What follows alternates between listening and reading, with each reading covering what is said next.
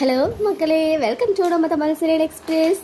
Actor சுவாமி அவர்களை ரொம்பவே பாராட்டி புகழ்ந்திருக்காரு நம்ம ரைட்டர், டைலாக் ரைட்டர் நாடோடி பாரி சார் அவர்கள். அவங்க தான் இப்போ கரண்டாக நம்ம மகாநதி சீரியலில் டைலாக் ரைட்டராக இருக்காங்க அப்படின்ற விஷயம் ஆல்ரெடி தெரியும்.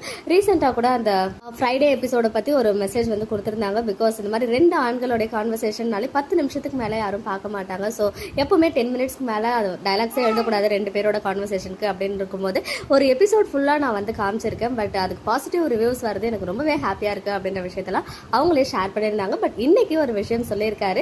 அதில் என்ன சொல்லியிருக்காரு அப்படின்னு பார்த்தீங்கன்னா, காற்றுக்கு என்ன வேலையில் சுவாமி அவர்கள் நடிச்சிட்டு இருக்கும்போது தான் நான் அதில் வந்து இணைஞ்ச வசன கர்த்தாவா.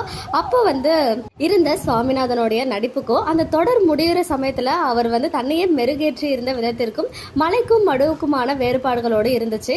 ஒவ்வொரு எபிசோடுக்கும் ஏதோ ஒரு முன்னேற்றத்தை காட்டிக்கொண்டே இருந்தார் அப்படின்னு சொல்லியிருந்தாரு. அதில் மலையாக உயர்ந்தார் என்றால் மகாநதியில் சிகரம் தொடும் முயற்சியில் சிறப்பாக இயங்கிக் கொண்டிருக்கிறார். வாழ்த்துக்கள் சுவாமிநாதன் அப்படின்னு சொல்லி அவருடைய மனமார்ந்த புகழ்ச்சியும் பாராட்டையும் வந்து சுவாமி அவர்களுக்கு கொடுத்திருக்காரு. இது வந்து முற்றிலுமான ஒரு உண்மையான ஒரு விஷயம் தான். பிகாஸ் கேவில வந்து ரிப்ளேஸ்மெண்ட்டாக வந்தாலுமே ஒரு ரீப்ளேஸ்மெண்ட் ரோல் மாதிரி யாருக்குமே ஒரு ஃபீலே கொடுக்கல. அந்த அளவுக்கு அவங்க ஆக்டிங்கில் டே பை டே இம்ப்ரூவ்மெண்ட் கொடுத்துக்கிட்டே இருந்தார்.